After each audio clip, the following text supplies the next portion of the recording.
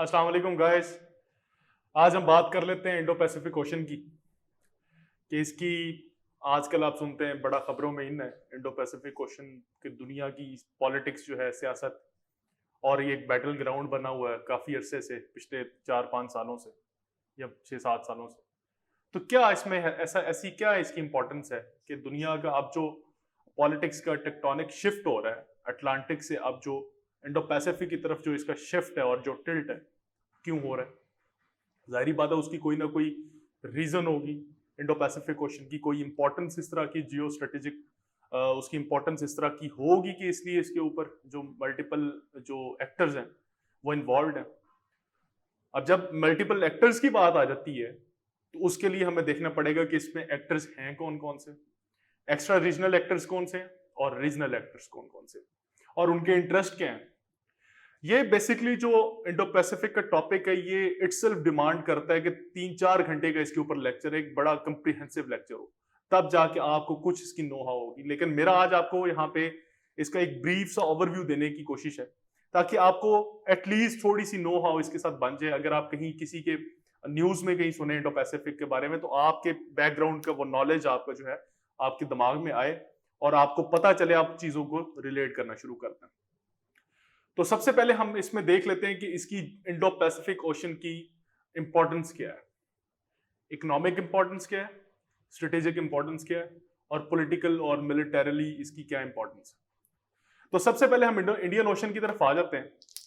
Indian ocean की तरफ अगर हम आए तो इसमें सबसे पहले इसकी इंपॉर्टेंस के ऊपर बात करने के लिए हमें देखना पड़ेगा कि इसके अंदर बहुत से जो नेचुरल रिसोर्सेज हैं, बहुत ज्यादा ये रिच इन नेचुरल रिसोर्सेज है, ना सिर्फ ये बल्कि पैसिफिक ओशन भी, और स्पेसिफिकली साउथ चाइना सी जो कि पैसिफिक ओशन का पार्ट है।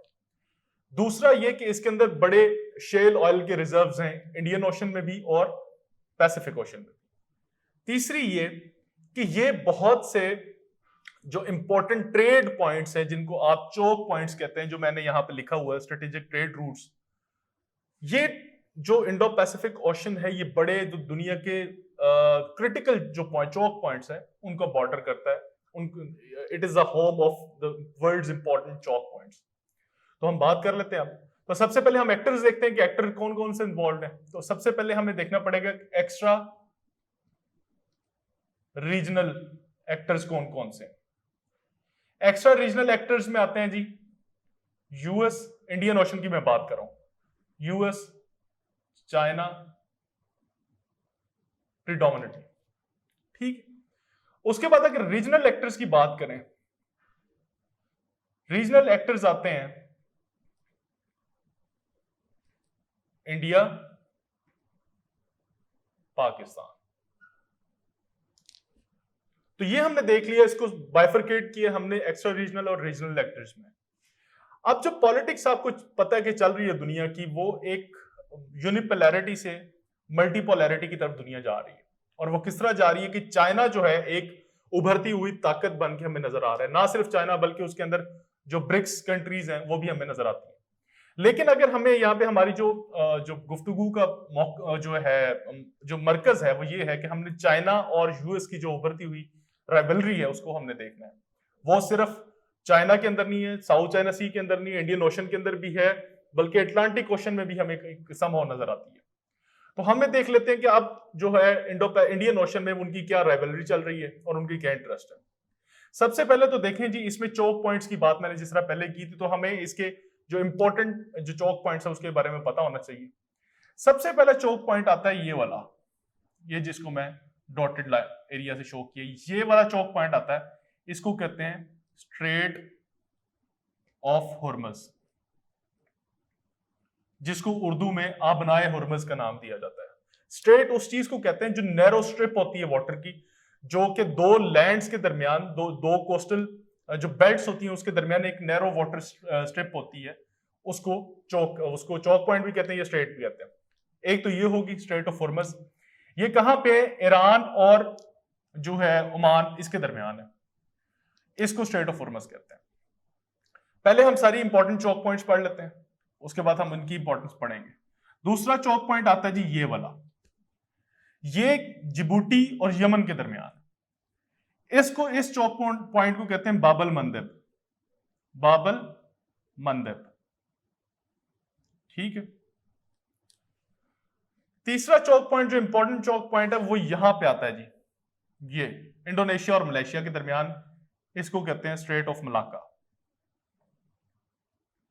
Straight of Malacca. तो इंडियन ओशन के अंदर तो हमें पता चल गया कि 3 इंपॉर्टेंट चौक पॉइंट्स हैं। अब इनकी हम बारी बारी इंपॉर्टेंस पढ़ लेते हैं कि इनकी सिग्निफिकेंस क्या है। आपको पता होना चाहिए कि जो दुनिया की ट्रेड है, तकरीबन 80% जो दुनिया की ट्रेड है वो इंडियन ओशन से होके गुजरती है। ठीक है। अब वो जो 80% दुनिया की तिजारत हो रही है वो इन 3 चौक पॉइंट्स के जरिए हो रही है। वो किस तरह?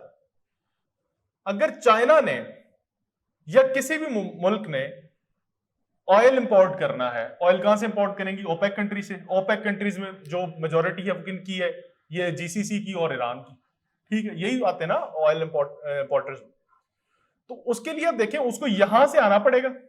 अगर फॉर एग्जांपल अमेरिका भी आता है तो उसको भी आना पड़ेगा, यहां पे आना पड़ेगा ना उसको तेल के लिए। तो यहां से उसको फिर निकलना पड़ेगा और निकल के फिर उसको अपनी तिजारत करनी पड़ेगी। अगर चाइना ने अपना तेल इंपोर्ट करना है तो वो यहां से आएगा, यहां से होता हुआ यहां पे आएगा, यहां से ईरान से या सऊदीया से तेल लेगा और यहां से दोबारा होके वापस चला जाएगा। तो अगर ये चौक पॉइंट, ये चौक हो जाता है, ये ब्लॉक हो जाता है, तो दुनिया की, या अगर मैं चाइना की बात करूं तो चाइना की 80% जो तिजारत है, ऑयल इंपोर्ट्स जो है, वो स्ट्रेट ऑफ हॉर्मज से हो रही है। अगर आज ये जो जिसको स्ट्रेट ऑफ हॉर्मज कहते हैं, अगर आज ये चौक हो जाए तो आप खुद अंदाजा लगा लें कि 80% चाइना का अगर तेल रुक गया तो उसकी मईशत का क्या हाल होगा। ठीक है, एक तो ये हो गई। दूसरा चौक पॉइंट मैंने आपको बताया था बाबल मंदिर। अब ये किसके लिए इंपॉर्टेंट है?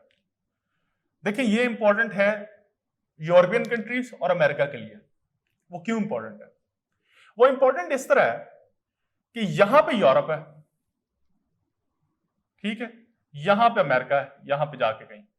ठीक है, तो अमेरिका ने या यूरोप ने अगर ट्रेड करनी है तो वो यहां से आएगा, इस स्ट्रेट से होके गुजरेगा और फिर इधर जाएगा। या जब उसने वहां से तेल ले लिया तो यहां से आएगा, यहां से होता हुआ इस चौक पॉइंट से गुजरना उसको पड़ेगा और फिर यूरोप जाएगा या अमेरिका जाएगा। अब आपके ज़हनों में एक सवाल आएगा कि वो सिर्फ यहां से क्यों जाएगा? उसके पास ये भी तो रास्ता है, केप ऑफ गुड होप। यहां पे केप ऑफ गुड होप है, केप ऑफ गुड होप। ठीक है, तो आप ये सवाल अपने आप से करेंगे कि वो यहां से क्यों जाएगा, उसके पास तो एक रास्ता है। तो इसका जवाब ये है कि आप देखें, अगर वो यहां से यहां पे जाता है तो उसके ये अच्छा उसको फिजिबल रास्ता है कि इतना बड़ा यहां से निकले, पहले यहां पे आए, नीचे, फिर ऊपर जाए, फिर यहां से होता हुआ यूरोप जाए या अमेरिका जाए। ये तो अगर उसकी कॉस्ट फॉर एग्जांपल 1000 जो है डॉलर है, तो अगर वो यहां ये पॉइंट चौक हो जाता है तो उसकी 1000 से तो 10,000 डॉलर्स बन जाएगी। मतलब 10 टाइम्स उसकी जो कॉस्ट है वो इंक्रीज कर जाएगी। और ना सिर्फ कॉस्ट उसकी इंक्रीज होगी बल्कि उसका जो है जो टाइम है वो भी ज्यादा इंक्रीज हो जाएगा। पहले अगर तिजारत 2 दिन में हो रही थी फॉर एग्जांपल, तो यहां से अब तिजारत होगी 10 दिनों में।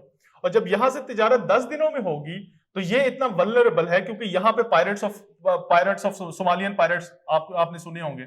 ऑल्दो उनके लिए सीटीएफ बनाई गई है 151 और 152। सीटीएफ कहते हैं काउंटर टेररिस्ट फोर्स। ठीक है, ये मुख्तलिफ दुनिया के ममालिक ने मिलकर एक फोर्स बनाई है, किसके लिए?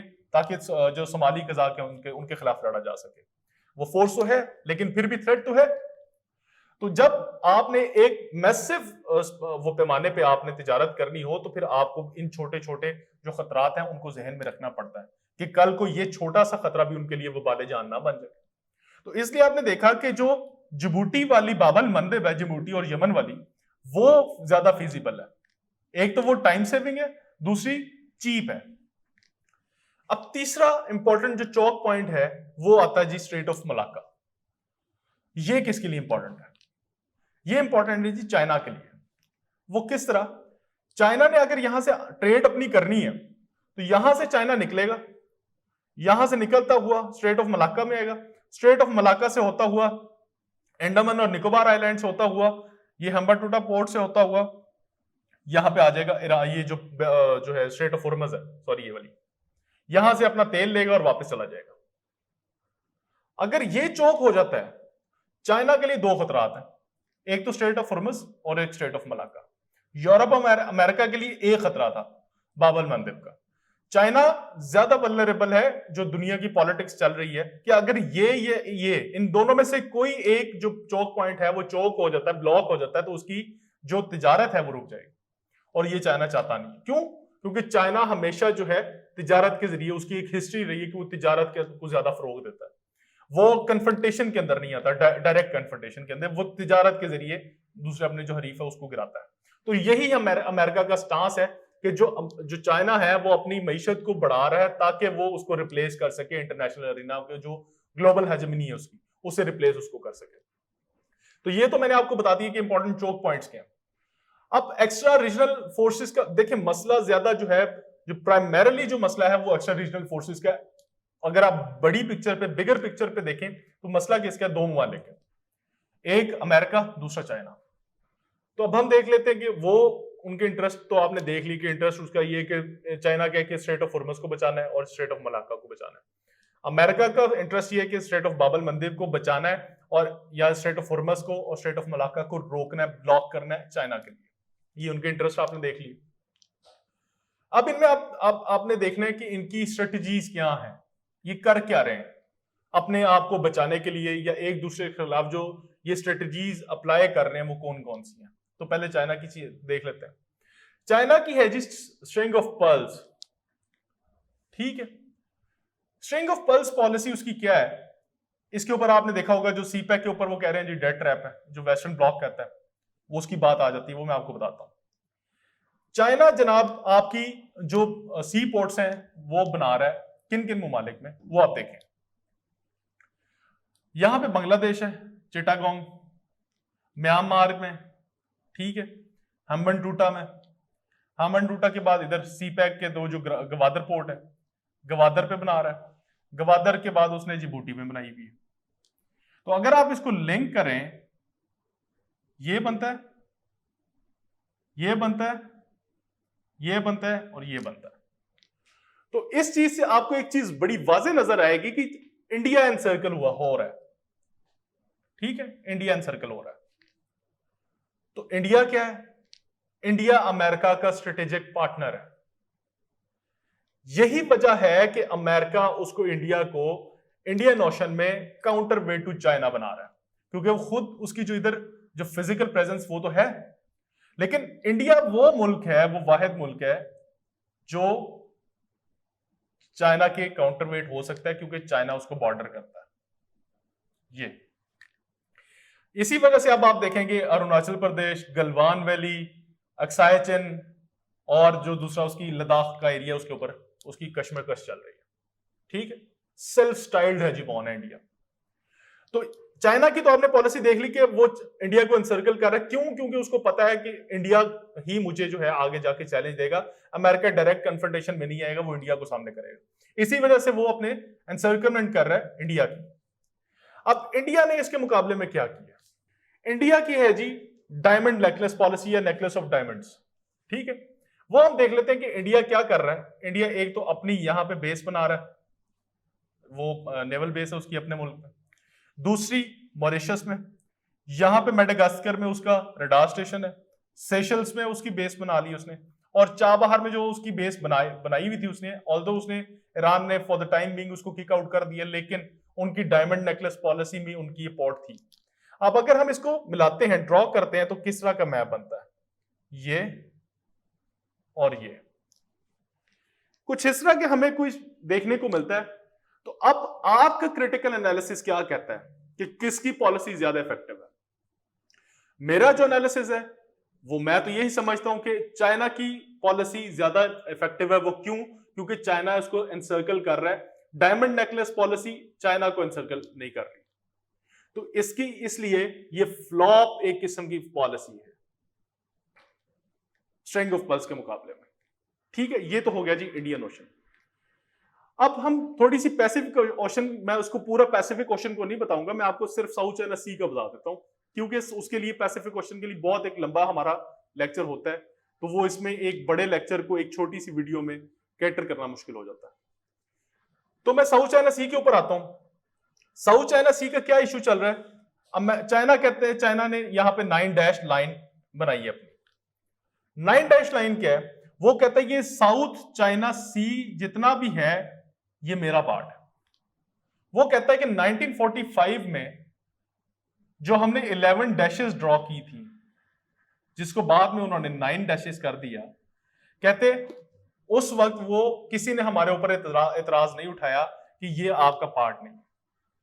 वो कहते हैं कि आप जो वर्ल्ड कम्युनिटी हमें कहती है कि लॉज ऑफ सीज है, वो कहते हैं ये तो 1982 में है, हमने तो अपनी 1945 के अंदर पॉलिसी डिवाइस कर ली थी। तो अब आप क्यों हमें जो है निगेट करते हैं? अब आप हमें क्यों काउंटर करते हैं? हमने तो उस वक्त इसको अपना जो हिस्सा था तस्लीम कर लिया था। क्यों? क्योंकि ये हमारे आबाओ अजदाद की गुजरगाह थी, हमारे आबाओ अजदाद का इसके ऊपर कब्जा था और इन्फ्लुएंस था। वो कहते हैं कि अब आपने जो एक्सक्लूसिव इकोनॉमिक जोन का मसला उठाया है, जो इंटरनेशनल लॉ का एक कॉन्सेप्ट है, वो कहते हैं कि हमारा जो है ये उससे पहले का है। ये हमारा जो है एक्सक्लूसिव इकोनॉमिक जोन हमारे EEZ में आता है। आपके जो फिलीपींस का या ब्रुनाई का या इंडोनेशिया या मलेशिया का या वियतनाम का, इनके एक्सक्लूसिव इकोनॉमिक जोन में नहीं आता, क्योंकि ये ऑलरेडी उससे लॉज ऑफ सीज बनने से पहले ही हमारा था। ठीक है। अमेरिका अब इसको क्या कर रहा है? अमेरिका ने एक तो 60% अपनी नेवल कमांड जो है इंडो पैसिफिक ओशन में अपनी डिप्लॉय कर दी है। याद रखें, अमेरिका की जो स्ट्रेंथ है ना, वो उसकी आर्म फोर्सेस में से नेवल फोर्स की सबसे ज्यादा है। वो अपनी नेवी के ऊपर ज्यादा रिलाय करता है। उसने अपनी 60% नेवल फोर्स जो है वो इधर डिप्लॉय कर दी है। उसका फर्स्ट एम क्या है? स्ट्रेट ऑफ मलाका को ब्लॉक करना। अगर स्ट्रेट ऑफ मलाका हमें फ्यूचर में ब्लॉक होती नजर आती है तो यहां पे थ्योरी ऑफ रियलिज्म लगेगी। थ्योरी ऑफ रियलिज्म क्या है? कि हर स्टेट अपना अपना सेल्फ इंटरेस्ट देखती है। अमेरिका को पता चल गया कि अब उसकी रिप्लेसमेंट होने जा रही है इंटरनेशनल हेजेमनी से, तो अब उसको रोकेगा, चाइना को रोकने की हर मुमकिन कोशिश करेगा। इसलिए अब उसने चाइना के साउथ चाइना सी के जो 9 डैश लाइन का उसका क्लेम था, उसको निगेट करने के लिए उसने क्या कर दिया? उसने यहां पे फ्रीडम ऑफ नेविगेशन ऑपरेशंस करना शुरू कर दिए। फोनो, फ्रीडम ऑफ नेविगेशन ऑपरेशंस। वो उसका करने का मकसद ये है कि freedom of navigation operation high seas में होते हैं। वो इसलिए कहता है कि ये हाई सीज का पार्ट है, ये चाइना का इंडिजिनस जो है उसका टेरिटोरियल वाटर्स नहीं, ना ही उसके EEZ में आता है। चाइना क्या कर रहा है? चाइना यहां पे कैबेज स्ट्रेटेजी के थ्रू यहां पे आर्टिफिशियल आइलैंड्स बना रहा है। मसला मेन है 2 आइलैंड्स का। यहां पे पैरासल्स स्प्रैटले आइलैंड है, यहां पे पैरासल्स आइलैंड है। इन दोनों आइलैंड्स के ऊपर मुख्तलिफ ममालिक का, ब्रुनाई का, फिलीपीन का, इंडोनेशिया का, मलेशिया का, वियतनाम का, इनका क्लेम है कि हमारे EEZ में आते हैं। चाइना कहता है ये मेरे 9 डैश लाइन में आते हैं। उसके बाद चाइना क्या कर रहा है कि यहां पे आर्टिफिशियल आइलैंड्स बना रहा है। उसका मकसद यह है, वो कहता है कि फिर इन आर्टिफिशियल आइलैंड से आगे 200 जो नॉटिकल माइल्स है, जो EEZ आता है, ठीक है, इंटरनेशनल लॉ का कॉन्सेप्ट, जो इंटरनेशनल जो यहां पे मैं लिख देता हूं 200 नॉटिकल माइल्स, ये होता है EEZ इंटरनेशनल लॉ में। ठीक है। वो कहता है कि ये हमारे 200 नॉटिकल माइल्स में, इससे आगे जो आर्टिफिशियल आइलैंड है इससे आगे बढ़ जाएंगे हमारे। दूसरा, वो अपनी यहां पे कुछ मुख्तलिफ स्ट्रेटेजीज लगा रहा है ताकि काउंटर कर सके अमेरिका को, ताकि वो यहां पे अपने कोई भी जो है एजेंडाज है उसको फुलफिल ना कर सके। ये तो होगी जी उसकी स्ट्रेटेजी। अब इकोनॉमिक डोमेन्स में क्या कर रहा है वो कर रहा है, उसने जो है TPP को रिप्लेस किया है RCEP से। अब TPP क्या है? TPP था जी ट्रांस पैसिफिक पार्टनरशिप। ये ASEAN +1 और US + ASEAN +1 एक मुआहदा था, एक फ्री ट्रेड एग्रीमेंट था। मकसद इसका क्या था? चाइना को इकोनॉमिकली आइसोलेट करना। ये जो लिटोरल स्टेट्स हैं प्लस अमेरिका, ठीक है, इन्होंने मुआहदा किया कि हम आपस में फ्री ट्रेड करेंगे, और आपस में फ्री ट्रेड करने का फायदा हमें क्या होगा कि हम चाइना को इकोनॉमिकली आइसोलेट करना शुरू कर देंगे। चाइना की स्ट्रेंथ क्या है? चाइना की स्ट्रेंथ है जी इकोनॉमी। जब चाइना इकोनॉमिकली आइसोलेट होना शुरू हो जाएगा तो फिर ऑटोमेटिकली उसकी जो वर्ल्ड पावर की जो एक उसका ड्रीम है वो नीचे आना शुरू हो जाएगा। फिर क्या हुआ? TPP के साथ 2016 के अंदर ट्रंप आया। ट्रंप ने आके US का विड्रॉ करवा दिया TPP से। चाइना को वैक्यूम मिल गया, वैक्यूम को फिल किया उसने RCEP से। अब RCEP क्या है? Regional comprehensive economic partnership.